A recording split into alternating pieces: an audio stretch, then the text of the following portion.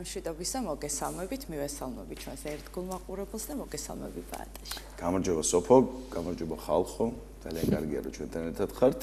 ბუნებრივია პირველ საათზე დავიწყეთ გადაცემა და თქვენგან გარგულებაში ვიქნებით რაღაც დროის განმავლობაში და ვისაუბრებთ სხვადასხვა თემაზე. კი ბატონო, თქვენ კი შეგიძლიათ მოიმარჯვოთ ფინჯანი ყავა ან ჩაი, გამონახოთ ჩვენთვის, რომ იმ დროს საკმაოდ საინტერესო გადაცემა მოგიმზადეთ, თუ რაზე ვისაუბრებთ, დღეს ამას გავიგებთ ანონსისგან. თუმცა სანამ ანონსი დაიწყება, ალბათ თქვენ გაიფიქრებდით იმას, რომ ყავას და ჩაის გთავაზობენ და თვითონ მაგიდაზე რეები მოუწყვიათო, მაგრამ ზუსტად ამ თემაზე გავაგრძელებთ საუბარს და თუ რაზე ვილაპარაკებთ და რატომ დევს ეს ყველაფერი აქ ამ მაგიდაზე, რა თქმა უნდა, როგორც მომაყრიშნა ანონსის შემდეგ გაიგებთ.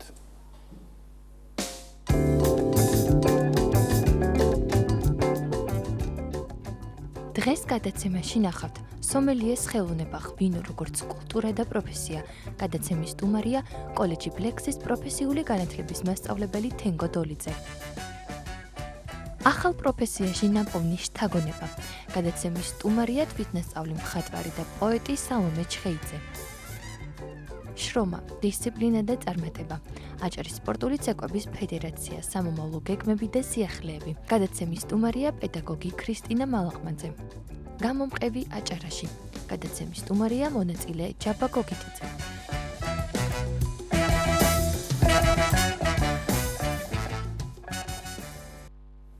კიდევ ერთხელ მოგესალმებით, ვინც ზუსტად ახლა შემოგვიერთდა ანონსის შემდეგ.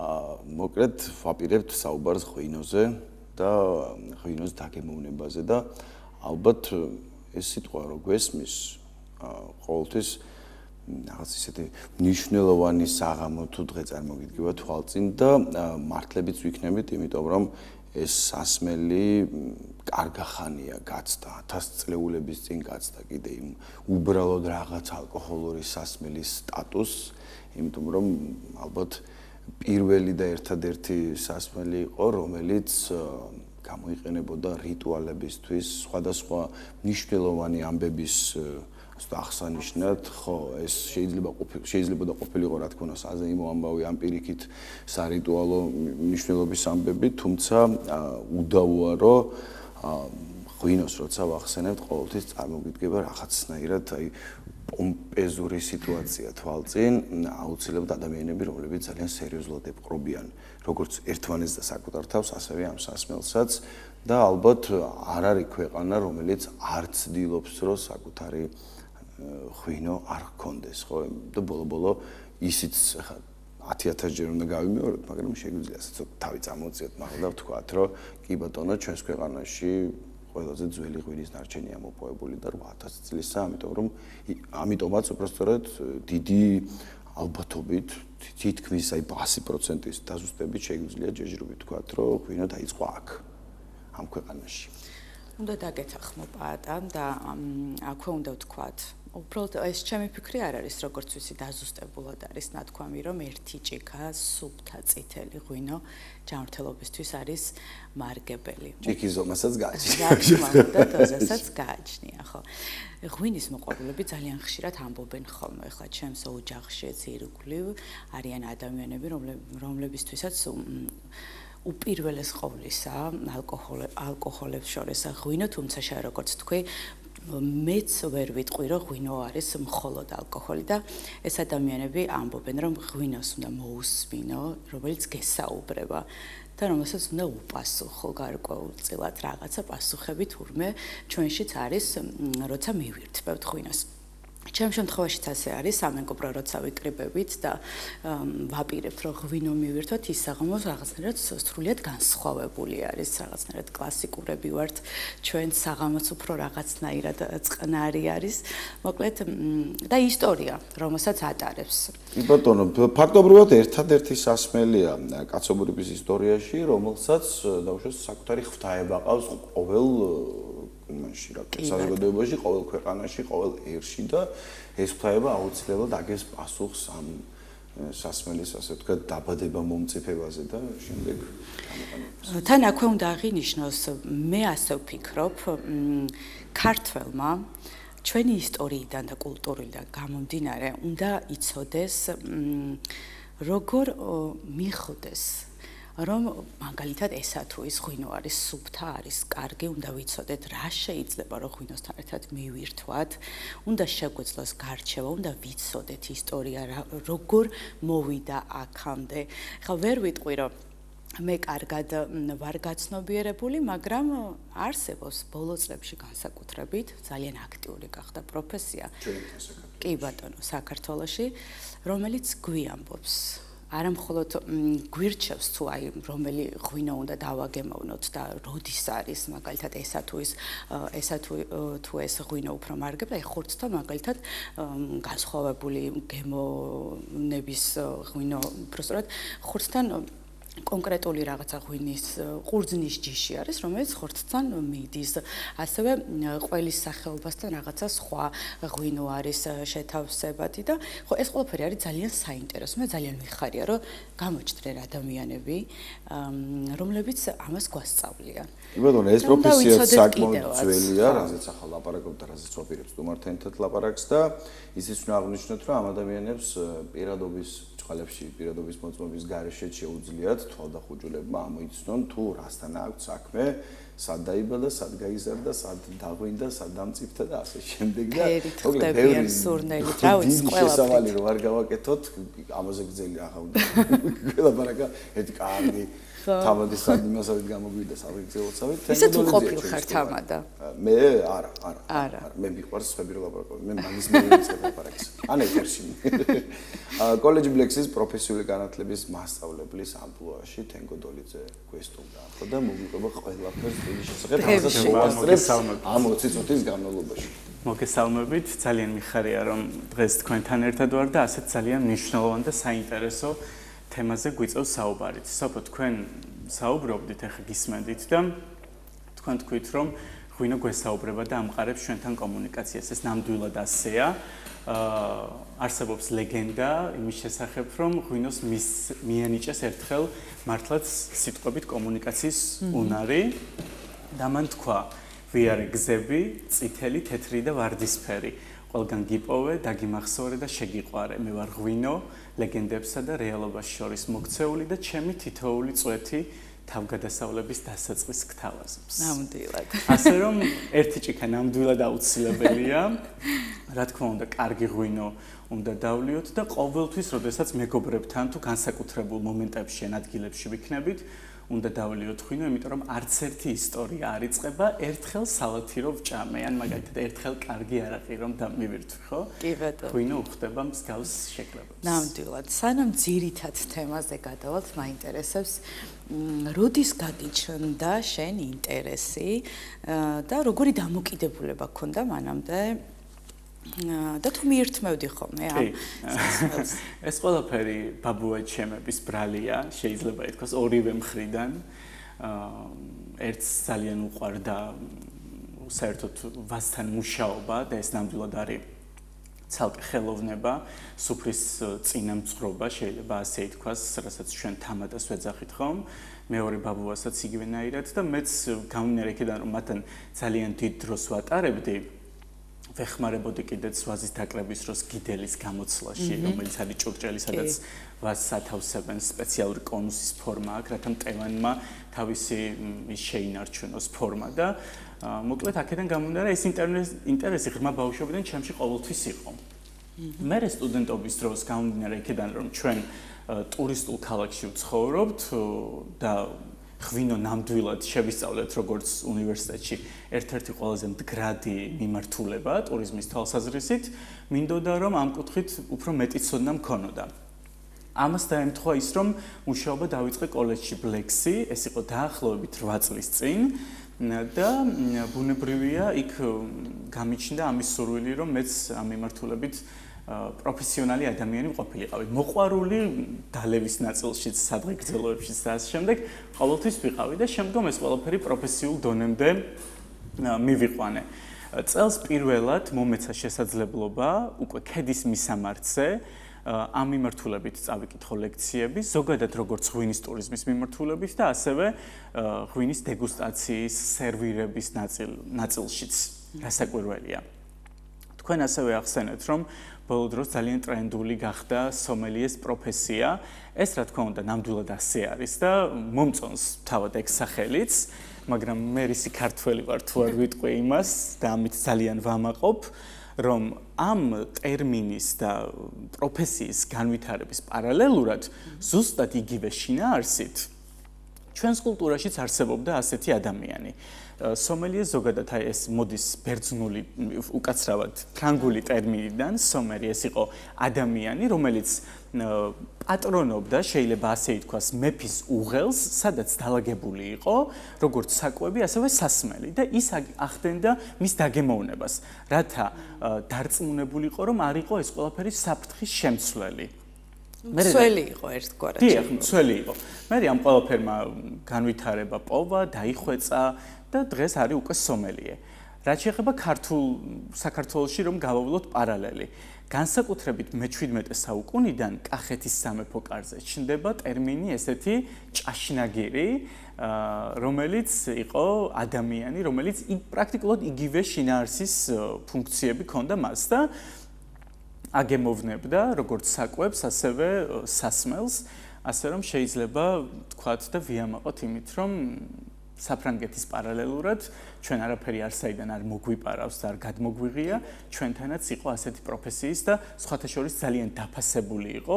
ეს ვერ იქნებოდა რიგითი ადამიანი, სამეფო კართან, მეფეებთან დაახლოებული პირი უნდა ყოფილიყო, სპეციალური განათლებით და ასე შემდეგ. და დღეს რა თქმა უნდა, ანუ მის სიცოცხლეს იმ პერიოდში ფასი უნდა ჰქონოდა. რო საფრთხე თვითონაც ეგრძნო. ნახე როგორ იცის. როგორ ზუსტად არ გაფიქრე. ნამდვილად ასე იყო და დღეს ჩვენ უკვე ასე ვთქვათ ხელში გვაქვს ეს ძალიან მნიშვნელოვანი პროფესია, რომლითაც ადამიანები, მოდი პირდაპირ ვიტყვი, ხო, რამ შეიძლება ისე ლიტერატურულად ლამაზად არ ჟღერდეს, მაგრამ ძალიან ბევრ ფულს შოულობენ. ვინაიდან ღვინო არის კულტურა, რომლითაც საქართველო ნამდვილად გამორჩეული ქვეყანაა და ჩვენ ამით ვამაყობთ და ბუნებრივია იმ ადამიანს, რომელიც ამ კულტურასთან ურთიერთქმედებს, ახდენს მის სერვირებას, მისი თვისებების და უნარების საუკეთესოდ წარმოჩინებას, ბუნებრივია არის ძალიან დაფასებული. რამდენად მოთხოვნადი გახდა უკვე ეს პროფესია საქართველოში? კი, იცით რა არის, ამაზე პრაქტიკულად მეტყველებს ზუსტად ეს ტრენინგ კურსები, რომელსაც სხვადასხვა ორგანიზაციები აკეთებენ და ასევე სახელმწიფოს დამოკიდებულება, ხო? კოლეჯი გლექსი არის საჯარო დაწესებულება, სადაც რომელიც სხვა ორგანიზაციასთან, ამ შემთხვევაში დასაქმების სააგენტოსთან ერთად ამ მოკლევადიან პროგრამას ახორციელებს უკვე ქედის მისამართზე. ამით ერთი მხრივ ამ პროფესიის პოპულარიზაციასაც ვეწევით, ცხადია და ასევე ადგილობრივ მოსახლეობას სხვაგან წასვლის გარეშე ვაძლევთ განათლებას და ვეხმარებით, რომ თავიანთი საქმიანობა, ჩემი ყველა სტუდენტი, ამ პროგრამის ყველა სტუდენტი, ყველა მსმენელი არის პრაქტიკულად პრაქტიკოსი ადამიანი, მათ უკვე აქვთ ან პროცესში არიან მარნების შექმნის, რაც ნიშნავს, რომ ისინი მიღებულ ცოდნას პრაქტიკაში გამოიყენებენ და მეწარმეობის ნაწილში ძალიან აქტიურად დაეხმარებათ მათ ეს ყველაფერი. ცხადია, ჩვენ მხოლოდ ღვინის წარდგენას და სერვირებას არა, ზოგადად ღვინის ტურიზმის ამ მიმართულებას ვასწავლით. პროგრამას ქვია ღვინის მარნის მასპინძელი და ყველა ის კომპონენტი, რომელიც აუცილებელია იმისთვის, რომ პროფესიონალი ღვინის მარნის მასპინძელი ჩამოაყალიბოს, ამ პროგრამაში არის გათვალისწინებული და დიდი პატივისცემით მოვიკითხავ რასაკვირველია ჩემს კოლეგებს. ასევე მინდა მადლობა გადავუხადო სტუდენტებს, რომლებიც თავის მხრივ მაძლევენ შთაგონებას ყოველდღიურად მეც გადავხედო ჩემს ცოდნას, იყო უფრო განახლებული, ასე ვთქვათ და მათ თანამედროვე რაღაც ტენდენციებიც შევთავაზო. რასაკვირველია არსებობს შეხამებები რა ტემპერატურაზე უნდა მივირთვათ, მაგალითად ჩვენთან ახლა წარმოდგენილია ფიძმარაული ნახევრად ტკბილი, რომელიც ხო, ითვლება რომ ეს ყველაზე, ასე ვთქვათ, გაყიდვადია ამ ნაწილში და ამიტომაც არის დღეს ჩვენთან. სანამ გადავალთ უშუალოდ ამ პროცესზე, რასაც გადის და უშუალოდ სტუმარი და სომელიე ერთად დალუქული ბოთლიდან, აი სტუდენტები ახსენე და ძალიან საინტერესოა აი რომ მოდიან რამდენხნიანი კურსია ჯერ ერთი. დიახ. და მეორე დაუშვათ დაუშვათ შესაბამისი ასაკი, საიდანაც შეგიძლია ზუსტად გაეცნო დაუშვათ გემოებს, იმიტომ რომ ხო რაღაცები ხო გვიან არის რა 25 წლამდე დაუშვათ ჩვენ არ ვიფუჭნებით როგორც გეთანხმება და მართლა ძალიან მაგარი მიგნება არის ახლა რაც თქვი, რასაკვირველი არსებობს ეს ძირითადი სტანდარტები, რომელი ასაკიდან და ასე შემდეგ. ღვინოც ასეა, ხო? რაც უფრო ძველია, ბუკეტი როგორ იხსნება, არომატი პირველად რა უნდა შეაფასო, მე რა უნდა დაინახო, ჭიქა როგორ უნდა დაატრიალო და ასე შემდეგ. ამ ყველაფერს თავისი წესები აქვს, მაგრამ მე ვფიქრობ, რომ ღვინო თავისი შინაარსიდან გამომდინარე, იმდენად რამდენადაც ჩვენ სითამამეს და თავისუფლებას გვანიჭებს, ჩვენ ასე უნდა მივუდგეთ მასაც. როგორ შეიძლება ის მოაქციო რაღაც ჩარჩოებში, ხომ? მე ვერ წარმომიდგენია. მაშინ როდესაც ამ პროფესიაზე დაუფლება დავიწყე, ცხადია ეს წესები ვიცოდი ზეპირად.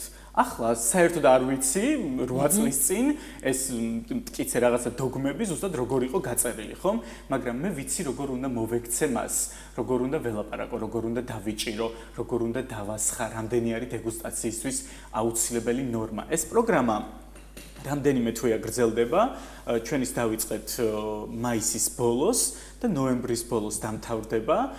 გათვალისწინებულია რამდენიმე მოდული და როგორც გითხარით, რასაკვირველია პრაქტიკული კომპონენტებიც, ჩვენ რამდენიმე მარანთანაც თანამშრომლობთ, როდესაც ვამბობ ჩვენ ავტომატურად იგულისხმება კოლეჯი ბლექსი, რასაკვირველია და ამ დაწესებულებას მართლა დიდი მადლობა, იმიტომ რომ არაჩვეულებრივ პროფესიებს აცოცხლებს და რეალურ ძალას აძლევს, რომ ამ ეკონომიკურ რაღაც ქარცეცხლში გადარჩეს და იყოს მოკლედ მოთხოვნა. ძალიან ბევრი ადამიანი დასაქმდა ამ კოლეჯის და არა მარტო ამ კოლეჯის საშუალებით ამ ქვეყანაში, ძალიან ბევრმა იპოვა თავი როგორც არა მარტო სტუდენტმა, არამედ როგორც ლექტორმა. მე ზუსტად ამ ნაწილში შეიძლება ითქვას, რომ იღბლიანი ვარ და როგორც გითხარ, ხო, რამდენიმე საათი არის, გარკვეულ მოდულებზე არის თავისი შინაარსიდან გამომდინარე საათების რაოდენობაც განსაზღვრული და ბუნებრივია ჩვენ საბოლოო ჯამში ვიღებთ იმ თავარ პროდუქტს, რომელსაც შეიძლება პროდუქტს ასე ვუწოდოთ, რომელსაც ქვია კარგი ღვინის მარნის მასპინძელი. სტუდენტებთან ერთად ჩვენ არაერთი მასტერკლასი და პრაქტიკული ტრენინგებიც გვაქვს, რასაკვირველია, მაგრამ როგორც უკვე გითხარით, მე მგონია, რომ ღვინო არის უპირველეს ყოვლისა თავისუფლება და ჩვენ თავარია მასთან კომუნიკაციის ენა ვისწავლოთ, დანარჩენს ის აუცილებლად თავად შთაგვაგონებს. მაშინ აი პრაქტიკულ ნაწილს რაც თქვით, რომ ცოტა ხანი გამოვტოვოთ, გადავიდეთ და ზუსტად აი იმის იმიტირებას თუ გავაკეთებთ, აი ჩვენ სტუმრები, შენ მასპინძელი და ეს გავიაროთ და თან რა აღწეროთ აი ეს პროცედურა, იმიტომ რომ ძალიან მიყვარს ეს პროცესი. აი როგორ იქნება გამარჯობა ჩვენ მოვედით თქვენთან აი კონკრეტულად. მე ვიცით ხო რა მაინტერესებს ისენ რას ნიშნავს რაცა გულისხმობენ რომ თუ ღვინოს ჯაჭვი აქვს ეს ნიშნავს რომ კარგი ღვინოა. კი, ეს ნიშნავს რომ მისი ბუკეტი არის მისი ბუკეტი არის უკვე მტკიცე და მზად არის იმისთვის რომ გაიხსნას არომატი დატრიალდეს და თქვენი სრულყოფილი სახით მიიღოთ. აჰა, გასაგებია. რა მინდა რომ თქვა? თეორიას პრაქტიკა რა შევთავაზოთ არის. ბოლომდე რა თქმა უნდა სტანდარტებს ახლა ვერ დავიცავთ, იმიტომ რომ უპირველეს ყოვლისა ჩვენს ბოთლს არ აქვს ეტიკეტი, გამომდინარე იქიდან სადაც ვიმყოფებით და ეს ასე გაცილებით საზოგადოებრივი აუცილებელი. დიახ. მადლობა. უპირველეს ყოვლისა, ჩვენ როდესაც ვახდენთ ღვინის წარდგენას, აუცილებლად ეტიკეტით უნდა მივმართოთ სტუმრისკენ, აუცილებლად. რაც გეუბნება ეტიკეტი იმის გარდა ვინ აწარმოა ღვინო? ეტიკეტი გვეუბნება საიდან არის წარმოებული, რომელი ჯიშის ღვინოა, აუცილებლად, რასაკვირველია, გვეუბნება მჟავიანობის შესახებ, ალკოჰოლის შესახებ. ძალიან ხშირად ეტიკეტს რეგიონისთვის დამახასიათებელი კულტურული ელემენტებიც აქვს დატანილი. ეს შეიძლება იყოს აჭარის შემთხვევაში, მაგალითად მოცეკვავი აჭარელი მამაკაცი და ასე შემდეგ. ძალიან ხშირად მინახავს, როდესაც არის გრძედი და განედი დატანებული ეტიკეტზე მოცემული. ზუსტად შეგვიძლია ვიპოვოთ სად არის კონკრეტული ვაზა. ზუსტად შეიძლება ვიპოვოთ აუცილებლად ის მიკროზონა, სადაც დაკრეფილია ვაზი და დამზადებულია მისგან ღვინო და უკანა ნაწილზე შეიძლება მოცემული იყოს თვითონ ამ ბრენდის შესახებ ინფორმაცია უფრო ლიტერატურული ენით. შეიძლება ასე ვთქვათ. როგორც უკვე გითხარით, ეტიკეტი ამ შემთხვევაში ჩვენს ბოთლს არ აქვს და სტანდარტული სტოპორი, ასე ქვია, ან შეიძლება ითქვას ის დანა არ გვაქვს, რითიც შევძლებთ გახსნას. მე ძალიან მიყვარს თანამედროვე ტექნოლოგიები და ვაღიარებ აბსოლუტურად 21 საუკუნის ყველა მიგნებას და თუ შეგვიძლია ბოთლი არ უნდა ვაჯანჯღაროთ თუ ღვინოს არა, ბოთლი არავითარ შემთხვევაში არ უნდა ვაჯანჯღაროთ, არავითარ შემთხვევაში არ უნდა ვაჯანჯღაროთ, აუცილებლად უნდა დავდგათ მყარ ზედაპირზე. ერთი ხელით უნდა მოვახდინოთ მისი დაფიქსირება და აუცილებლად საბოლოოდ უნდა გავაჩეროთ, როგორც უკვე გითხარით, ისევ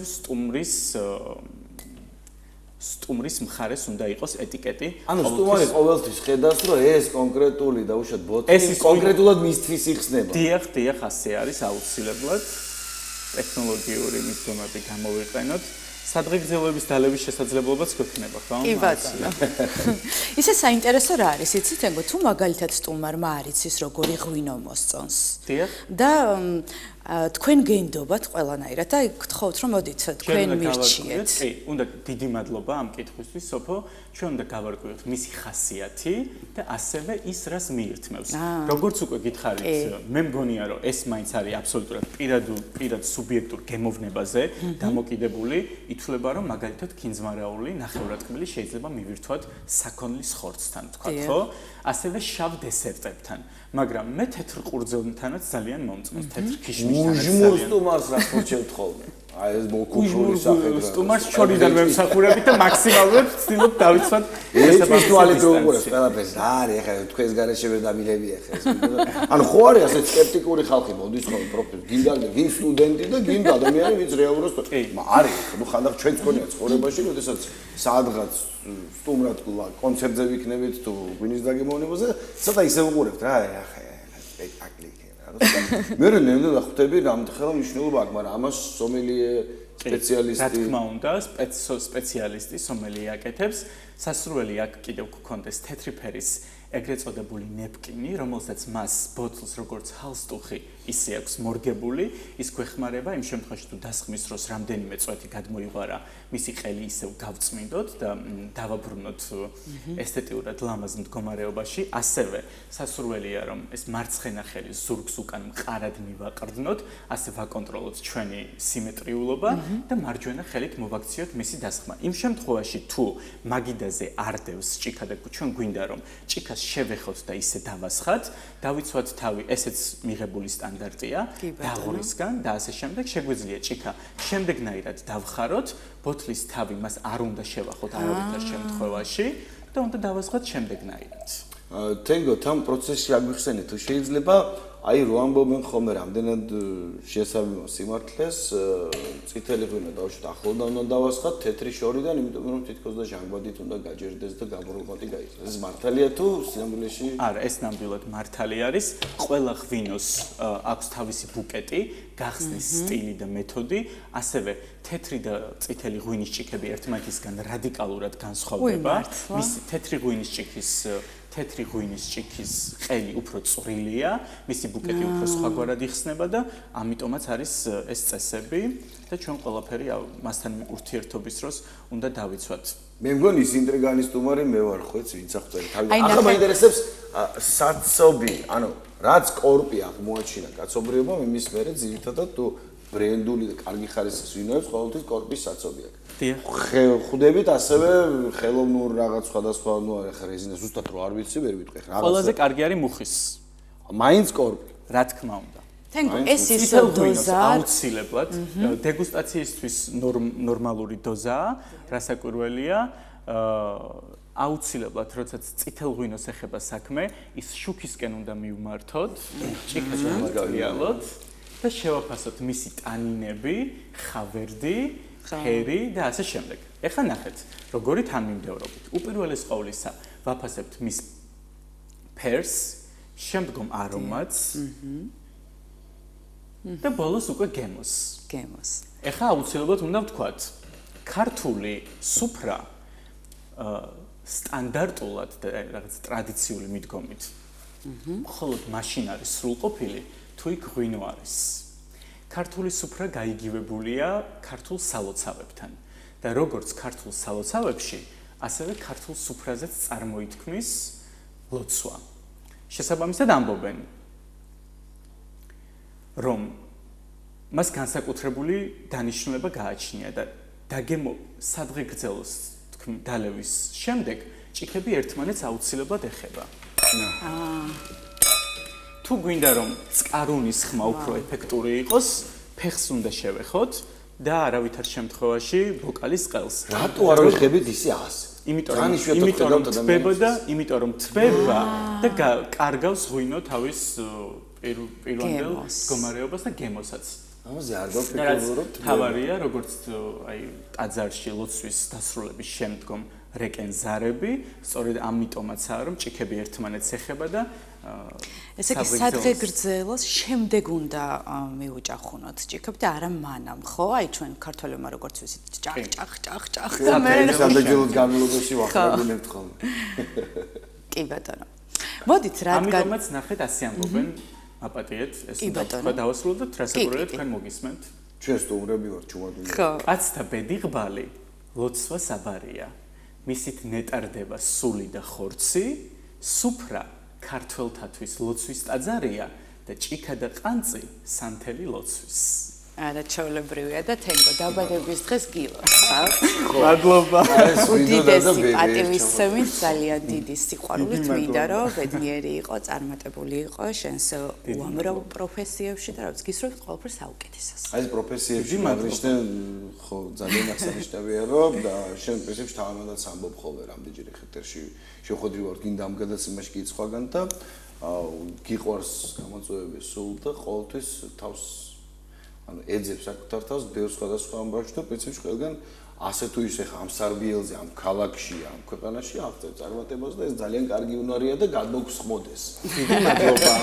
დიდი მადლობა. ასევე თუ გექნებათ კიდევ სხვა კითხვები, მასაც ვუპასუხებთ ცხადია, მაგრამ ასეა კურთხეული, რომ ქართული სუფრა და ის მდგომარეობა, სიტუაცია შეიძლება ასე ითქვას, როდესაც ღვინოს თავს ხსნით და გადაგვაქვს ჭიქაში, არავითარ შემთხვევაში არ უნდა დასრულდეს ისე, თუ არ დავლევთ სიყვარულის სადღეგრძელოს. კი ბატონო. ამიტომ თქვენის ნებართვით ამ სადღეგრძელოს წაგიკითხავთ ძალიან მოკლედ და ჩემეული ინტერპრეტაციით. მოკლედ, თურმე ერთხელ ყველა გრძნობამ ერთად მოიყარა თავი და გადაწყვიტეს გაიხსენებინათ ბავშვობა და ეთამაშათ დამალობანა. სხვადასხვა გრძნობა სხვადასხვა ადგილას დაიმალა. სიგიჟეს მოუწია თვალების დახუჭვა. როცა გაახილა თვალები, თითქმის ყველა გრძნობა იპოვა სიყვარულის გარდა. სიყვარული წავიდა და ვარდის ბუჩქებში დაიმალა.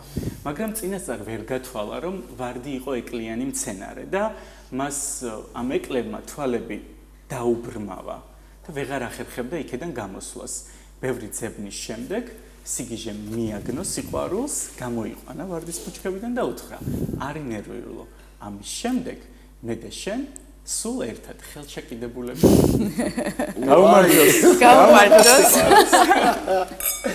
ამის მერე დაიწყო რაც დაიწყო. ამის მერე დაიწყო შესანიშნავი თავგადასავალი. კი ბატონო. და სანამ დაგემშვიდობებით, აი ხა მე უკვე დავაგემოვნე და ნუ არ ვიცი, ჩემი შეფასება არის სასწაული, ძალიან მიყვარს ზოგადად ეს გუნდი, რაღაცნაირად მგონია რომ ნახევრად ტკბილი არის ქაბატონების. პირველი ხუპი ძლიერად და სავსე, აუცილებლად უნდა გადაყლაპოთ. კი, ხო? რომ შეიგრძნოთ ბოლომდე. და მაინტერესებს ნახეთ რა. ღვინო თბილი უნდა იყოს თუ ცივი, რომ ის გემო, რაც მას უნდა კონდეს, აღვიქვათ და შევიგრძნოთ, იმიტომ რომ ხშირ შემთხვევაში, როცა არ ვიცით, ვინახავთ ხოლმე ღვინოს მაცივარში. აი არასწორია. წითელი ღვინო აუცილებლად უნდა მივირთვათ 14-16 გრადუს ტემპერატურაზე, ეს არის იდეალური მოცემულობა.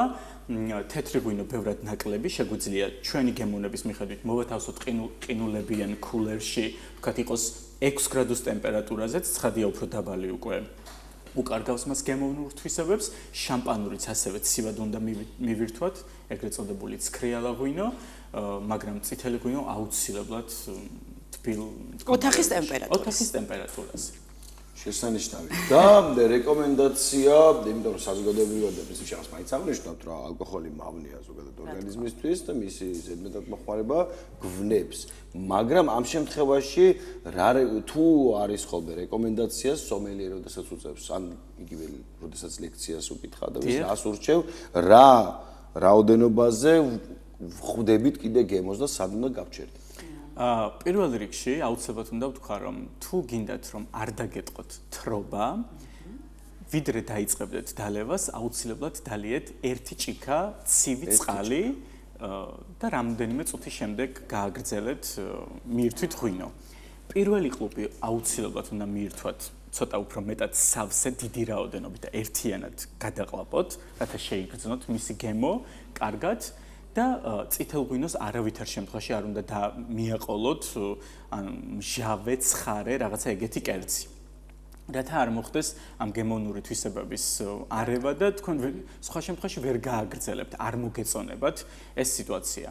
ასევე არ არსებობს ცუდი და კარგი ღვინო, არსებობს განწყობა და შესაბამისი განწყობა, ხასიათი და შესაბამისი ღვინო. და აუცილებლად ყოველთვის აირჩიეთ უპირველეს ყოვლისა გარემო, შემდგომ ადამიანი, თუ მარტო არ გინდათ დალევა რასაკვირველია და ამ ყველაფრის შემდეგ გადაწყვიტეთ რომელი და როგორი ღვინო მიირთვათ. კი ბატონო, ძალიან დიდი მადლობა, გაგიმარჯოთ. მადლობა.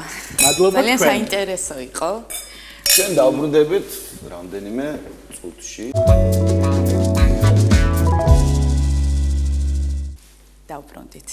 კი ბატონო და რაზეც ვაპარაკობთ პრინციპში მანამდე ეს არ ყოფილა რა სადღეგრძელოს ნაწილი თემოზე რაც უთხარით მართლაც ის არის ადამიანი ვინც ეძებს ხოლმე თავს სხვადასხვა პროფესიაში და რაც მოსწონს ხოლმე იმას ჩაეძიება და ხან იმის სპეციალისტი ხდება ხოლმე და დარწმუნებული ვარ ბევრი თქვენგანიც ასე აკეთებს იმიტომ რომ პრინციპში ჩვენ ქვეყნის ალბათ ეკონომიკურ გარემოებებმაც და რაღაც გეოგრაფიულ გარემოებებმაც ისე გამოიწვია რომ ბევრი ჩვენგანი სხვადასხვა რაღაცეებს ფლობს ძირითადად პროფესიის გარდა და პრინციპში ახორციელებს კიდეც და ვისაც გიცნობთ თვითონაც ვიცი რომ ძალიან ბევრ რამეს აკეთებთ ეს ძალიან სასიხარულოა თუმცა არსებობს სიტუაციები როდესაც ადამიანები საერთოდ რადიკალურად იცვლიან ხოლმე პროფესიას იმიტომ რომ ან წიფდებიან დაუშვათ იმისთვის რომ აი მე ხო იმის კეთება რაც აქამდე იმისთვის რაღაცისთვის ვაკეთე და ახლა უნდა ვაკეთო რაც მიყვარს ანუ ნუ რა ვიცი პრინციპში რომ კაცია და გუნება როგორც ამბობ ხო პატა შენ რამდენი პროფესია გაქვს პროფესია ახლა ნუ პროფესია ერთი მაქვს ხო საზოგადოებრივი მაუწყებლი საჯარის ტელევიზიის და რადიოს და ასეთი სათავეს მოგდეს შუათვეს წამყვანი ვარ ნუ ხანდახან მუსიკითაც ვარ დაკავებული ხანდახან რომელიც რა თქმა უნდა გაცილებით უფრო მიყვარს, მაგრამ ნუ ალბათ ეს და ის პროფესია ერთმანეთთან ახლოსაა, ამიტომ რომ გჭირდება რომ საკუთარი თავი წარმოადგინო ისე რომ, ნუ ასე ვთქვათ, არ გაიფუჭო და არ გააფუჭო საქმე. გქონია თუ არა ოდესმე სურვილი, ან დააპირე თუ არა რომ აი ამ პროფესიების გარდა კიდევ რაიმე სხვა უფრო განსხვავებულ პროფესიას შეჭიდებოდი? რა თქმა უნდა, ბევრი ჩვენგანი ასეა დარწმუნებული ვარ, მაგას ვამბობდი ზუსტად რომ ან ვაკეთებთ ხოლმე რაღაცეებს, ან ყოველ შემთხვევაში რო შევხედავთ გვინდა, ახლა მე მაგალითად ძალიან მომწონს დურგლობა.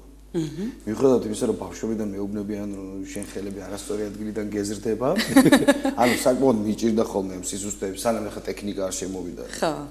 ძალიან მომწონს ხოლმე ნაკეთობებს რო აკეთებენ. ძალიან და რაღაცა მცდელობები მქონდა, რა თქმა უნდა, უბადრუკი, მაგრამ აი ყოველთვის მიზიდავს ეს, რომ აი შეიძლება აი რაღაც აიღო და როგორც არაჩვეულებრივ გამოფენაში მე ამისგან გავაკეთებ.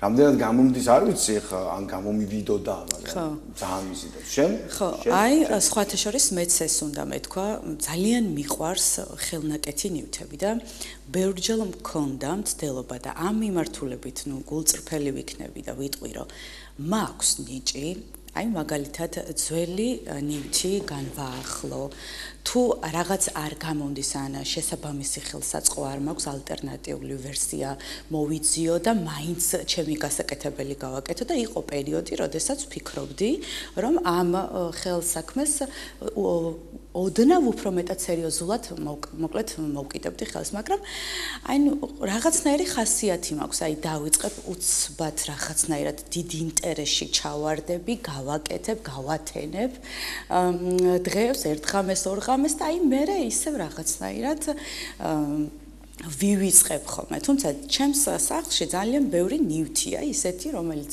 გავაკეთე და სხვათა შორის ძალიან კარგი ალტერნატიული გზა მოვწებნე, აი მაგალითად ძველი ავეჯი, რომელიც მინდოდა რომ გადამეღება, იმდენად ძველი იყო, რომ არ მიიღო ეს თანამედროვე საღებავები, გამოვიყენე მანქანის საღებავი, რომლის გაშრობასაც ძალიან დიდი ხანი ველოდებოდი, მაგრამ საბოლოოდ მაინც ის მივიღე, რაც მქონდა ჩაფიქრებული. ასევე ვაკეთებდი საახალწლო დეკორაციებს და როგორც ჩემს ირგვლივ მყოფი ადამიანები მეუბნებოდნენ, გამომდიოდა. ძალიან მიყვარს, როცა ინტერიერს ვეხები. სუფრის გაფორმებაზე შემიძლია, რომ არ ვიცი. კერძები შეიძლება ისეთი გემრიელი არ გამომივიდეს, ვიდრე შეიძლება გამოიყურებოდეს ხოლმე სუფრა. მიყვარს გაფორმება და ვფიქრობ ხო, რომ თუ მაგალითად ამ პროფესიაში თავს ამოვწურავ, სავარაუდოდ ალბათ ძალიან კარგ დღესასწაულს მოვაწყობ ხოლმე და ვიქნები ორგანიზატორი. ლექსების ბავშვობაში ვიტყუებოდი ხოლმე, ვიგონებდი ხოლმე რაღაცა ჩემი სიტყვებით ლექსებს. აი ხატვასთან ვერ მეგობრობ. სხვათა შორის ჩემს სამეზობლოში არის შესაძლოა იყო თქვენს დამეთანხმებით, ალბათ ყოველთვის იყო ვიღაც ბავშვი, რომელიც ზუსტად შეიძლება არ იცოდნენ ვინ იყო და მასე ამბობდნენ რომ აი 5 წლისაა თუ 7 წლისაა და ლექსებს წერს და ანუ ლობიერი მშობელი შეიძლება არ გეტყოდა რომ ის ლექსებს წერდა შენ რას მიკეთებ აქ, მაგრამ ეგეთიც არა მე სავარაუდოდ მიწერდნენ და მე ლექს ვამბობდი. ხა დედაჩემი ხუმრობდა ხოლმე რომ საიდან იგონებსო ასეთ სიტყვებსო ვერ ხვდები საერთოდ. იმიტომ რომ ხა მაშინ რა ვიცი შეიძლება საუბარიც არ შემეძლო ისე გამართულად და კარგად როგორც ლექსებს ვიგონებდი ხოლმე. მოკლედ ჩვენ სტუმარი უნდა მოვიწიოთ ალბათ დროა და ის პოეტი გახლავთ. ლექსების კრებულიც აქვს გამოშვებული და ასევე თვითდასწავლი მხატვარია და როგორ გაიარა გზა ამ შთაგონებამდე, რომელი იყო პირველი მისთვის პოეზია მიიღო ან მხატვრობამდე ან პირიქით ან საერთოდ რა პროფესიიდან მივიდა ამ ყველაფერამდე თვითონ მოგვიყება რა თქმა უნდა სალომე ჩხეიძეა მოკლედ ჩვენი სტუმარი გამარჯობა სალომე. დღემშვიდობისა მოგესალმებით. მოგესალმებით, დიდი მადლობა მოწვევისთვის. და რა იყო თქვენ შემთხვევაში პირველი კვერცხი თუ ქათამი? ჯერ პოეზიით დაიწყეთ თუ მხატვრობით? და როგორ მიხვედით მეორემდე? დავიწყე პოეზიით და არა მარტო ლექსებს, პროზას, ჩანახატებს, მოთხრობებსაც ვწერ. წერა დავიწყე დაახლოებით 15-16 წლიდან. ანუ ბავშვობაში სკოლაში სულ გამოვირჩეოდი ქართულში კარგი თემების წერით, მიყვარდა ლიტერატურაც. მაგრამ 15-16 წლიდან დავიწყე ჩემთვის ჯერ პატარა ჩანახატების წერა, მე რამდენად მომეწონა ეს პროცესი, რომ ჩემი განცდები გადამქონდა ფურცელზე. უფრო ვრცელი მოთხრობების წერა, ლექსების წერა დავიწყე. მოგეხსენებათ, რომ ამას სჭირდება სიმშვიდე, მუზის მოსვლისთვის პირადი სივრცე და როცა ესეთი საშუალება მქონდა ხოლმე, ყოველთვის წერდი. შემდგომ უკვე სტუდენტობის პერიოდში თან პარალელურად მუშაობა, სწავლა და ცხოვრების სწრაფი ტემპის გამო ისეთი სიხშირით ვეღარ წერდი ხოლმე. მაგრამ შემდგომ კორონას დროს ისე გავაგრძელე წერა. რაც შეეხება ხატვას, ხატვა დავიწყე კორონას პერიოდში და მანამდე საერთოდ არც მეგონა რომ რაიმე ამ კუთხით გამომდიოდა, იმიტომ რომ არც მიცდია უბრალოდ. და კორონას დროს როდესაც მეტი დრო მქონდა სახლში, რაღაც ჩემთვის დავიწყე ესე ხატვა და ნელ-ნელა მივყევი და როდესაც უკვე პროფესიონალმა მხატვრებმა ნახეს, მითხრეს რომ ძალიან კარგად შემიძლია ფერების შეხამება და დამაკავშირე სხვადასხვა გალერეებს, დღეს ვიღებ უკვე მონაწილეობას სხვადასხვა საერთო გამოფენებში. აგვისტოს ბოლოს იტალიაშიც იყო ჩემი ერთი ნახატი გამოფენაზე. ივნისში გავხდი მხატვართა ლიგის წევრიც. სულ ცოტა ხნის წინ გამოვიდა წიგნი მხატვრებზე ეპოქის ფერები, სადაც მხატვრების ავტობიოგრაფია და რამდენიმე ნამუშევარია. ამ წიგნშიც, ასე ვთქვათ, არის ჩემი ბიოგრაფია და ნამუშევრები. და უახლოეს მომავალში პერსონალურ გამოფენასაც გეგმავ. რომელზეც იმედია მიგვიწევთ. რა თქმა უნდა.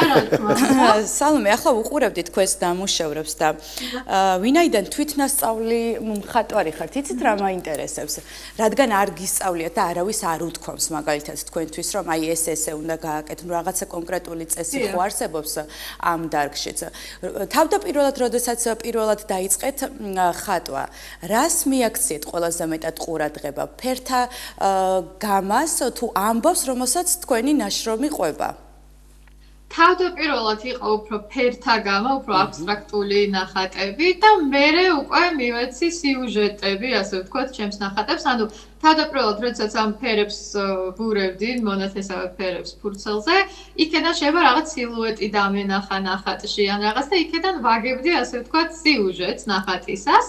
და ნუ ნელ-ნელა შემდგომ უკვე დავიხვეწე, რა თქმა უნდა, მხატვრების რჩევებითაც და დღეს უკვე, ასე ვთქვათ, რაღაც ისტორია და სიუჟეტი იკითხება ჩემს ნახატებში. ასევე, ანუ წერლობაც და მხატვრობაც შეიძლება ერთმანეთს დაუკავშირო, შეიძლება რომ რაღაც ნახატის მიხედვით დაწერო მოთხრობა ან ჩანახატი. ან პირიქით, რა თქმა უნდა. აი, ჩემი წიგნის ყდაზეც ჩემივე ნახატი არის გარეკანზე. არაჩვეულებრივი. ხო, საინტერესოა როგორ ათავსებთ ახლა ამ ორ პროფესიას, შეიძლება ასე უწოდოთ, ხო? ერთმანეთს, იმიტომ რომ ორივეს ძალიან დიდი დრო ჭირდება, უნდა იფიქროთ, უნდა განახორციელოთ, უნდა მიხვიდეთ რაღაც კონკრეტულ შედეგამდე. აი, როგორ ახერხებთ ამ ყველაფერს? ამ პროფესიების გარდა ასევე ვარ იურისტი, გერმანული გერმანისტი და ძალიან ბევრ ამას. ანუ სულ ნახატის არასასიამოვნო შეფასების შემთხვევაში შეგიძლიათ უჩილოთ ნახველს, ხო? ანუ ეს წერლობა და მხატვრობა მაქვს, ასე ვთქვათ, განტვირთვის საშუალებებაც, რომელსაც რა თქმა უნდა სერიოზული სახეც მივეცი უკვე. და ანუ იურისტობას და გერმანისტობასაც ერთმანეთს უთავსებ. რა თქმა უნდა, ამას დიდი დრო სჭირდება, მაგრამ თუ მე ვთვლი, რომ ადამიანი თუ დროს სწორად დაამინიჯმენტებს, ასე ვთქვათ, ყველაფრისთვის ექნება დრო.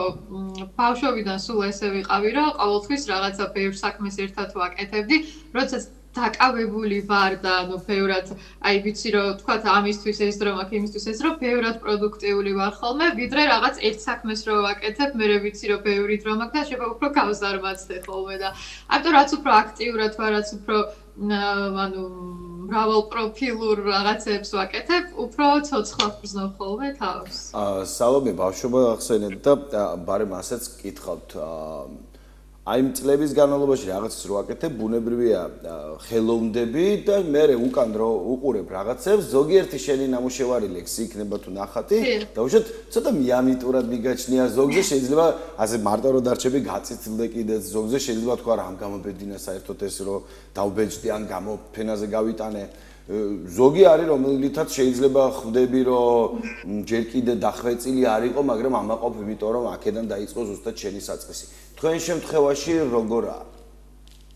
არის ისეთი რაღაცები, რასაც მაგალითად აღარ გამოაჩენდით, ამ იქით გააქვთ ასე შენახული და უბრალოდ იცით რომ აი იქედან დღემდე გაიარეთ გზა, ოღონდ ეს მხოლოდ თქვენი საიდუმლოა, ასე ვთქვათ.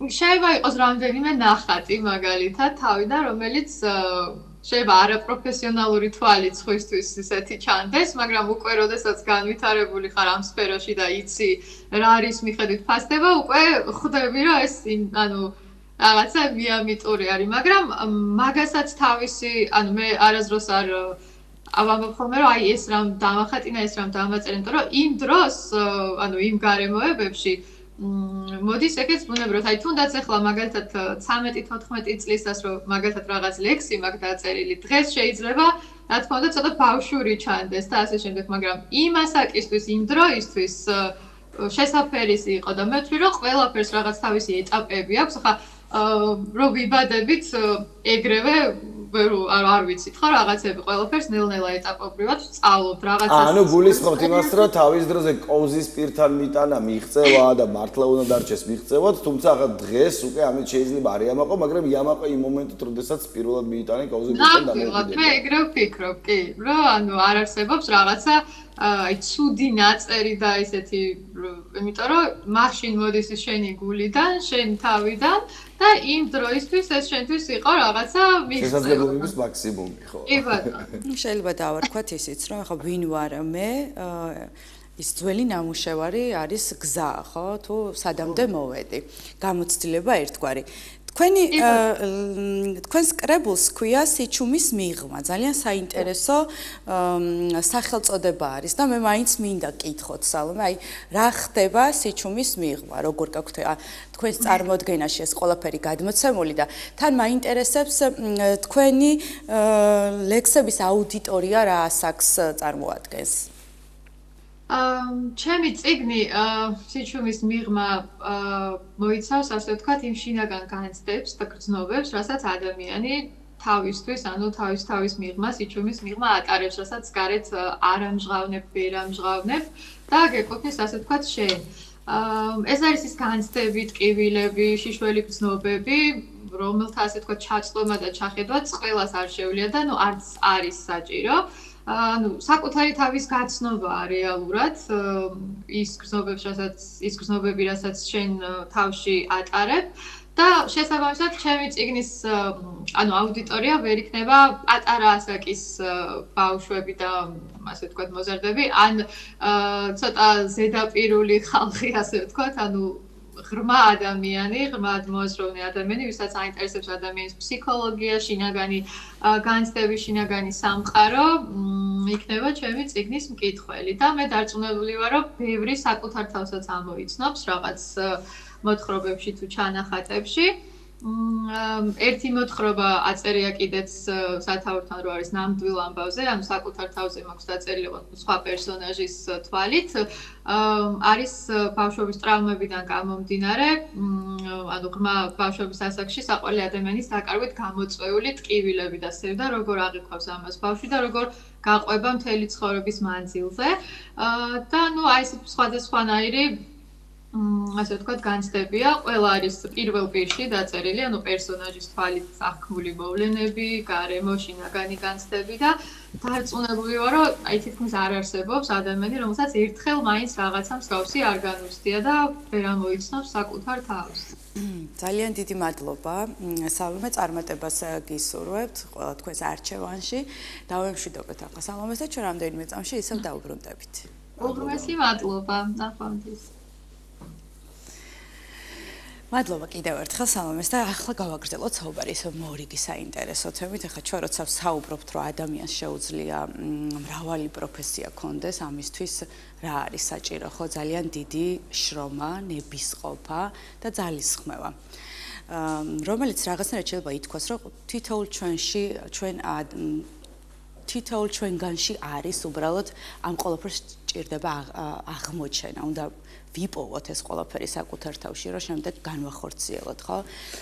წარმატება არის ჩემი აზრით, ისე უნდა კითხო პაატა, შენ წარმატებულად გრძნობ თავს. ანუ შენი აზრით მე უნდა მკითხო.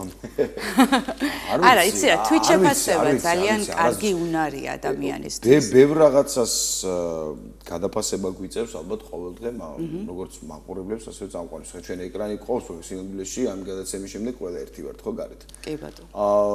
გახსოვს ლაპარაკობდით იმაზე, რომ ანუ ბავშვობაში ვიღაცებს რა აღვიქვამდით ბიზიებად და დეიდებად ხო აი ეს თასო რაღაცა ისეთი იმასაგზე მეტის ვართ ახლა. ანუ ეს ხალხი რაღაცა ჩვენთვის რო იყო რაღაცა თან ისეთი აღმოჩნდა რომ გეგონა რომ დაუშვათ აი იქ ვიღაცა გიორგი ბიძიასავით ან რაღაცა მარნა დეიდასავით რო 30 წლის გახვდები რაღაცა ისეთი იქნება და აღმოჩნდა რომ ამის შემდეგაც არნერ ეგეთი განცდა არ გაქვს რომ შენ გიორგი ბიძია გახდი ან მარნა დეიდა ხო? ჩვეულებრივი ადამიანი გაქვს ვისაც კიდე წინ რაღაცეები უნდა პერსპექტივაში და ცდილობს ან მეტნაკლებად ცდილობს რომ სადღაც რაღაცაში რეალიზდეს და ესე რომ აი რაღაც ჩამოარტყა ხელი და თქვა აი მე მივაღწიე ყველაფერს რაც მინდოდა და მაყოფილი და ეს რაღაც ძალიან უცნაური განცდაა და ალბათ არ ვიცი გვეგონა რომ ასეთები არსებობდნენ. ყოველ შემთხვევაში ახლა ვისაც უსმენთ გარშემო კინ ჩვენ სტუმრებს კინ ზოგადად ადამიანებს გარეთ, ყველა რაღაცას მაინც ეძებს და ყოველთვის პროცესშია. კი ბატონო და იმისთვის რომ წარმატებული ვიყოთ, ამისთვის ძალიან ბევრი უნდა ვიშრომოთ და ყველაზე მთავარია რომ წარმატება უნდა შეინარჩუნო, იმიტომ რომ ეს არის მდგომარეობა, რომელიც თუ რაღაცნაირად ყურადღების მიღმა დატოვე, შეიძლება შენ ცხოვრებაში უკუსლა დაიწყოს, არ აქვს მნიშვნელობა თუ რამდენად მაღალ საფეხურზე ხარ. მოკლედ, ამ თემაზე უნდა ვისაუბროთ. ბევრნაირი წარმატება არსებობს, მაგრამ დღეს ჩვენ ვისაუბრებთ სპორტულ წარმატებაზე, თუ რა ჭირდება და რა არის საჭირო იმისთვის, რომ იყო წარმატებული, შეინარჩუნო, განვითარდე და არ გაჩერდე. უნდა შემოგვიერთდეს აჭარის სპორტული ცეკვების ფედერაციის სტუდია არაბესკის პედაგოგი, რომელიც გაგვესაუბრება ამ თემასთან დაკავშირებით, ქრისტი მალაკვაძე. დღემშვიდობისა, ქრისტი, მოგესალმებით. მოგესალმებით. შეიძლება. Ну, ბუნებრივია, ქრისტი არის, როგორც ვახსენე, სტუდიის პედაგოგი და ის არის ძველი მოცეკვავე, ახლა შეიძლება ასე უწოდოთ, მაგრამ ის აგრძელებს თავის პროფესიას, თავის მოსწავლეებთან. მანამ სანამ შენს მოცეკვავეებზე და ზოგადად სპორტულ ცეკვაზე ვისაუბრებთ, საინტერესო არის შენთვის რას ნიშნავს წარმატება და თქვენს პროფესიაში რა არის საჭირო იმისთვის, რომ იყოთ წარმატებულები, რა უნარები უნდა გქონდეს ადამიანს და რამდენად მნიშვნელოვანია და რას მოითხოვს ჩვენგან წარმატება, რომ ეს იყოს როგორ თქვა და შევინარჩუნოთ წარმატება, რა არის ამისთვის საჭირო. კი ბატონო, მე ვისაუბრებ ახლა პირადი გამოცდილებით ნამდვილად. სპორტში იმისთვის რომ წარმატებას მივაღწიოთ, ნიჭი არ არის მთავარი. პირველ რიგში ეს არის შრომა, მტკიცე ხასიათი, დისციპლინა, შრომის უნარიანი უნდა იყო, მიზანდასახული უნდა იყო და რაც მთავარია, მოთმინების უნარი უნდა გქონდეს, როგორც მწვრთნელს, ასევე მოსწავლეს აუცილებლად, იმიტომ რომ შეიძლება რაღაც არ გამოდიოდეს, მაგრამ ეს დღეს და ხვალ არ გამოდის. იმუშავე, იშრომე და ადრე თუ გვიან აუცილებლად გამოიღებს ეს შედეგს. მე ესე ვფიქრობ და ჩემს პრაქტიკაში ყოველთვის ეგრე იყო. მაგრამ ერთია რომ წარმატებას მიაღწიო და მეორეა რომ ეს წარმატება შეინარჩუნე. ეს უფრო ჩემი აზრით რთულია, იმიტომ რომ აქ უკვე ორმაგი პასუხისგებლობა, ორმაგი სტაბილურობა საჭირო და სისტემატიური ვარჯიშის გაგრძელება. ჩემს პრაქტიკაში ყოფილა შემთხვევა მყოლია მოსწავლეები, რომლებმაც იშრომეს, გაიმარჯვეს და შემდეგ რაღაც მომენტში დაკარგეს мотиваცია, მოდუნდნენ და აღარ გააგრძელეს ისე ინტენსიურად ვარჯიში და ამის შემდეგ ძალიან მალე შეიძლება რომ დაკარგო ეს სტატუსი, ჩემპიონობის სტატუსი. ამიტომ ყოველთვის მოსწავლეებს იმას ვუმეორებ, რომ არ აქვს მნიშვნელობა მოიგე, წააგე. ყველა შემთხვევაში ორმაგად უნდა გააგრძელო ვარჯიში იმისთვის, რომ შეინარჩუნო ეს მდგომარეობა და ეს ტიტული. ანუ ვარჯიში და თანმიმდევრულობა უფრო მნიშვნელოვანია, ვიდრე ერთჯერადი წარმატება თუ წაგება.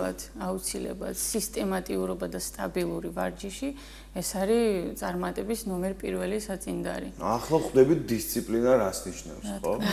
კი ბატონო. ხო, ქრისტიმ ახსენა და მე მინდა უფრო ჩაუღრმავდეთ ამ საკითხს. სპორტს ახლავს, კი ნებისმიერ სპორტს ახლავს გულის აცრუება და мотиваციის კარგვა. აი ეს ამ დროს როგორ უნდა მოიქცეს ადამიანი, აი რა უნდა აღმოაჩინოს საკუთარ თავში, რომ ისევ გაუნახავდეს სურვილი და ისევ ხელახალი мотиваცია გაუჩნდეს. აი ზუსტად ეს არის, რომ აი რაც უფრო მეტ ტურნირში იღებს ბავშვი მონაწილეობას, ხო, მით უფრო ესე ჟარგონულად უნდა თქვა, ჟილკა უფრო მეტი აქვს, არ აქვს მნიშვნელობა აგებს თუ მოიგებს, ხო, ის თავის თავზე მუშაობს, ანუ და თავარი მაინც ჩემი აზრით არის ამ საქმისადმი სიყვარული. თუ უყვარს ბავშვს ცეკვა, ხა ჩვენს მოსწავლეებს რომ მკითხოთ, ცეკვის გარშე არ შეუძლია და თუ უყვარს ამა ერთი ტურნირი ვერ უწყვეტს, ან ორი ტურნირი, ერთი წაგება ვერ უწყვეტს, პირიქით, უფრო და უფრო ხოძზე მოდიან ბავშვები, რომ აი შემდეგი ტურნირი გააუმჯობესონ და უკეთესი შედეგები დადონ. თუ უყვარს ბავშვს და უნდა თუ არ უნდა, რა თქმა უნდა, აქ უკვე ისე როგორ ახერხებთ ხოლმე პედაგოგები, ნებისმიერ სფეროს პედაგოგები იმას, რომ ანუ ერთის მხრივ ხა ბევრი ჩვენგანი ბავშვიც ყოფილა ბუნებრივია, ხო, ჰაერიდან არ მოსულა და ბევრი ჩვენგანი მშობელია. ხდება ისე, რომ ბავშვი საკმაოდ დისციპლინირებული და შრომის უნარიანია თამაში. აი, თამაში შეუძლია უკირკიტოს რაღაცა საათები. ის აშენოს კოშკი, კუბები, მანქანა რაღაცა საკმარისია რაღაც სწავლებამდე მიხვიდე, ძალიან ბევრი ძალისხმევა გჭირდება ზრდასრულს, მშობელს თუ მასწავლებელს იმისთვის, რომ აუხსნა, რომ აქაც ისევე უნდა მოიქცე, როგორც თამაშში და შედეგი ისეთივე იქნება, აქ კოშკი არ გამოგივა, მაგრამ ცოდნა მოგივა და უნარები. აი ამის, ასე ვთქვათ, დელეგირება ბავშვებთან როგორ ხდება? თავიდან ეტაპობრივად ხდება ეს ყველაფერი, მაგრამ ჩემთან როდესაც მოდის ბავშვი, ვცდილობ რომ აი მაქსიმალურად მალე რაღაც ბაზა ვასწავლო და გაუშვა შეჯიბრზე. აი შეჯიბრიდან უკვე სხვანაირები ბრუნდებიან ბავშვები, უკვე ხედავენ, რომ აი ეს უკეთესია, შეიძლება ამას ვაჯობო, დღეს ესეთი ვარ, ხვალ კიდე უკეთესი მინდა ვიყო და ამ мотивაციით უფრო ვითარდებიან ბავშვები და აქედან მოდის ეს სურვილი და ეს ჟილკა, ასე ვთქვათ. ანუ სადღაც რომ მიდიხარ რაღაც სპეციალობაში, იქ მაინც ასე თუ ისე ჩნდება ის განცდა, რომ ვიღაცას უნდა აჯობო. კი, აუცილებლად. და აუცილებლად უნდა კითხო, ქრისტე, ძალიან ხშირად მსმენია ირგვლივყოფი ადამიანებისგან, ვერ ხვდებიან, რატომ არის ცეკვის ეს მიმართულება სპორტული. აი რო აუხსნათ. რატომ ვუწოდებთ ამ ცეკვას სპორტულ ცეკვას? ალბათ ესე გარედან ჩანს, რომ თითქოს მარტივია ეს ყველაფერი, მაგრამ რეალურად ძალიან დიდი ძალისხმევა საჭირო.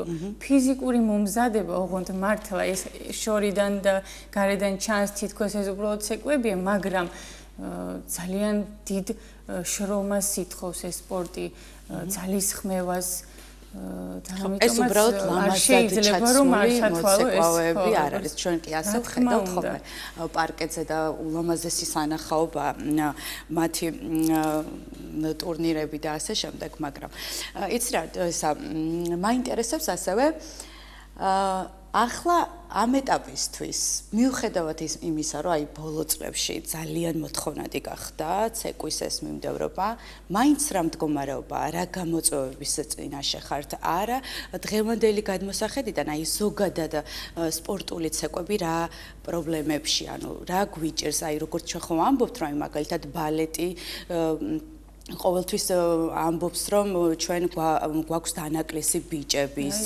ხო, ამ თქვენთანაც ეს პრობლემა არის, ხო? აი ჩემი ბავშვობიდან მოყოლებული დღემდე ბიჭების დანაკლისის პრობლემაა. აი დაუშვათ 100%-დან შეიძლება 80% გოგოა, 20 ბიჭი.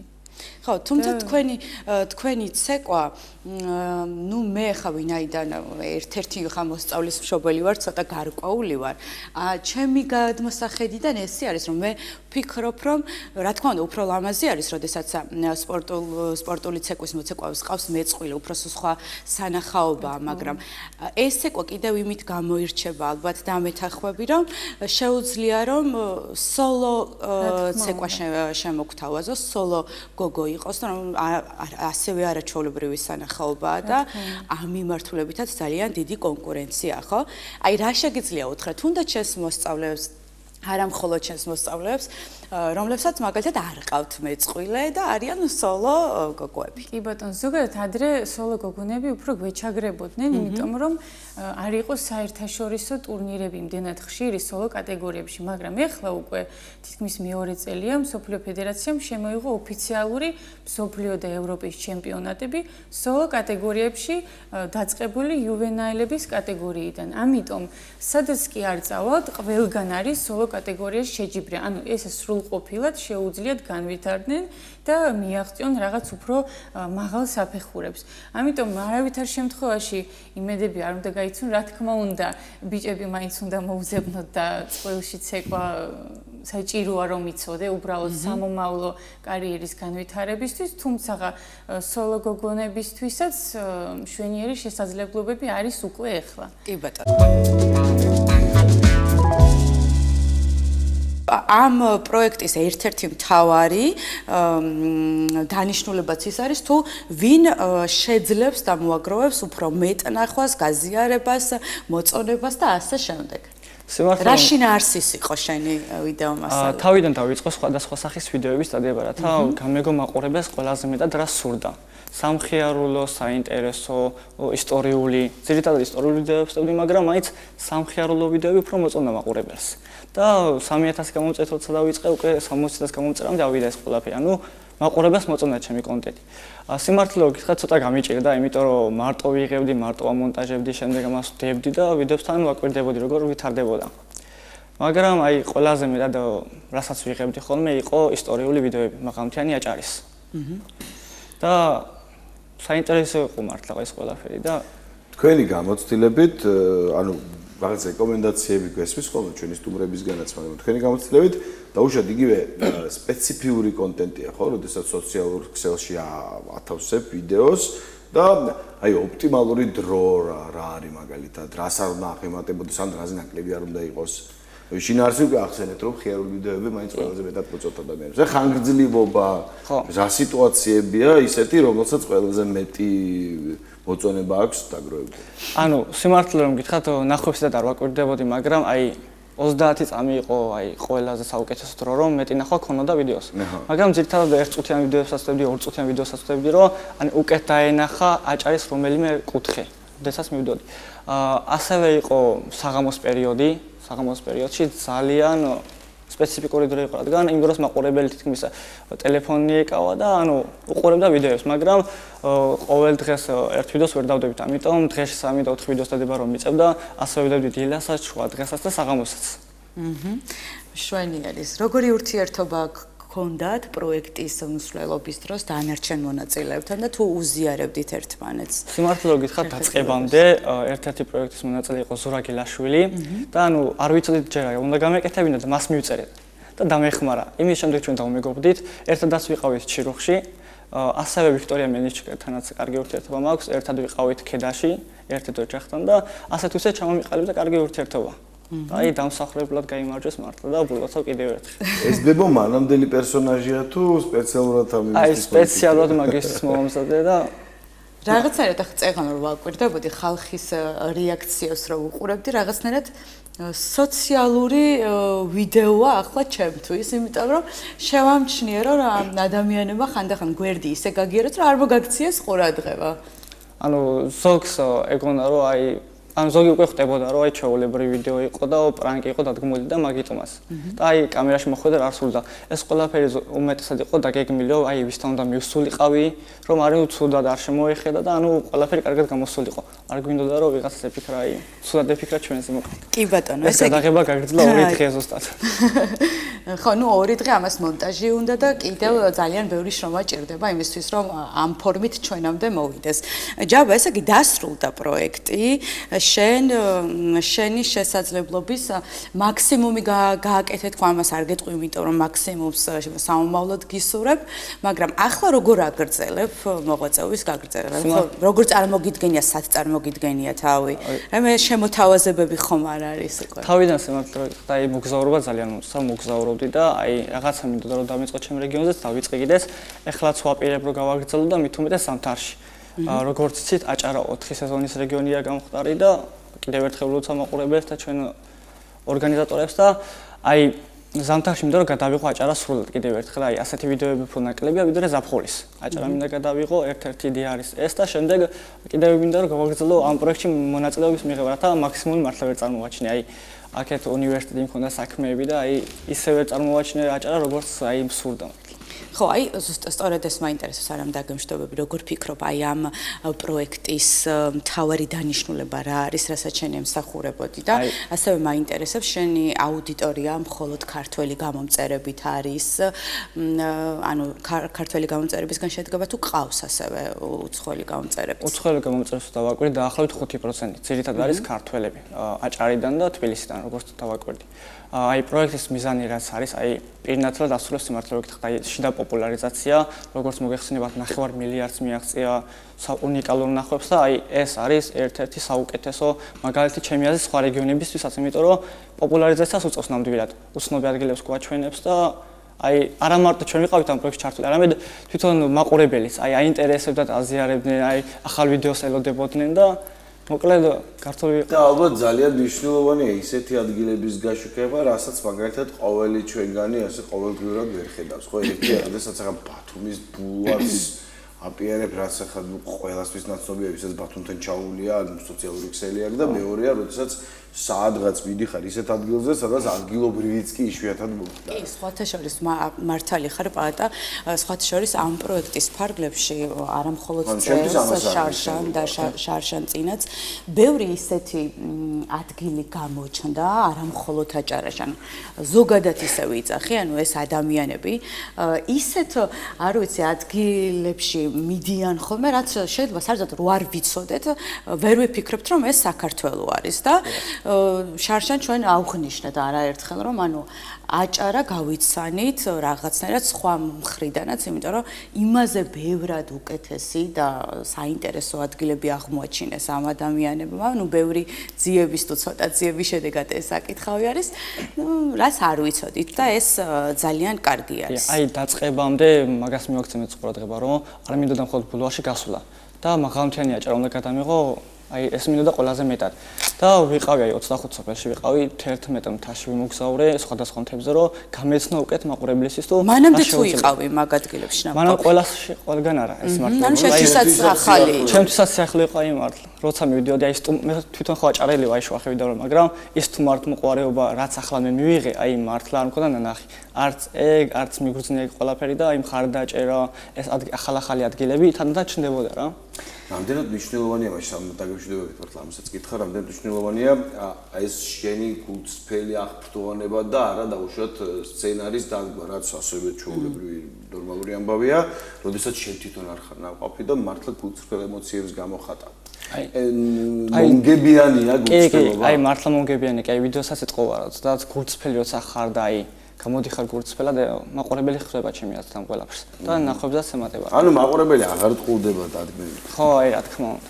რაც არ უნდა გენიალური იყოს სცენარი, ხა მომასე სხვანაირად ფილმებსაც და სპექტაკლესაც ვერ ვიხილავდით ბოლო-ბოლო.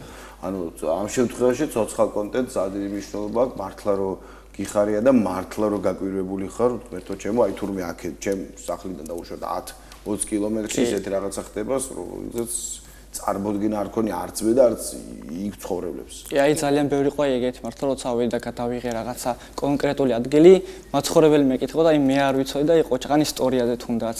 ძალიან ბევრი ეგეთი შემთხვევა იყო და ბევრი ნეგატიურიც იყო, მაგრამ აი პოზიტიური იყო ძალიან ბევრი, 99% მაინც. ნეგატიური ალბათ ადამიანებს ცოტა უჭირთ ხოლმე რაღაც ახლა გონია რომ ალბათ გააქილიკებ და რაღაცა ისეთ ადებულად მოექცევი და მე ხვდება რომ ამას სინამდვილეში პოპულარიზაციისთვის. კი, რა თქმა უნდა. მოკლედ ჯაბას ძალიან დიდი მადლობა დღევანდელი სტუმრობისთვის. მადლობა იმისთვის რომ იყავი პროექტის მონაწილე, იმიტომ რომ მე როგორც მაყურებელი თვალყურს გადავნებდი და ჩემთვის ძალიან სასიამოვნო იყო ეს ისტორია თუ როგორ იქმნებოდა და ასევე დავესწარით დაჯილდოებას და კიდევ ერთხელ ვისიამოვნე ამ არაჩვეულებრივი პროექტით. მაყურებელს ვიცი რომ დრო გვაქვს, ამიტომ კიდევ ერთხელ შევახსენებ, რომ კამპანიამ გაუმყევი აჭარაში სოციალურ ქსელებში უპრეცედენტო რაოდენობის 500 მილიონამდე წოდომა დააგროვა. ეს არის ძალიან კარგი შედეგი. კამპანიის გამარჯვებულები ბათუმში გამართულ ღონისძიებაზე გამოვლინდნენ, რომელიც 26 სექტემბერს გაიმართა. პირველი ადგილი კონტენტ კრეატორმა ვიქტორია მელნიჩუკმა აიღო. მის მიერ აჭარაში მოგზაურობისას გამოქვეყნებული კონტენტის წოდომამ 200 მილიონს გადააჭარბა. მეორე ადგილზე კი კონტენტ კრეატორი ამირან ზარქვა გავიდა, რომლის მიერ გამოქვეყნებულმა კონტენტმა სოციალურ ქსელებში 70 მილიონამდე წოდომა დააგროვა. მოკლედ ეს არის ასევე მესამე ადგილის გამარჯვებულიც ყავს მოგზაურმა ფოტოგრაფმა ზურა გელაშვილმა დაიკავა მესამე ადგილი და მოკლედ რო არ ჩამოვთვალო ახლა სრულად ამ პროექტის მონაწილეები არა მხოლოდ პირველი და მეორე ადგილის მფლობელებია, აქ მხოლოდ მნიშვნელოვანი პირები, თითოეული ის ადამიანი, რომლებმაც ამ პროექტში მიიღეს მონაწილეობა, მე იმედი მაქვს, რომ ეს პროექტი შემდეგ წლებშიც გაგრძელდება და რაც უფრო ბევრი ადამიანი ჩაერთვება ამ პროექტში, მით უფრო ბევრ ახალ და საინტერესო აღმოჩენებს გვაჩუქებენ. მოკლედ შეიძლება ასე ითქვას, თქვენ წარმატებას გისურვებთ.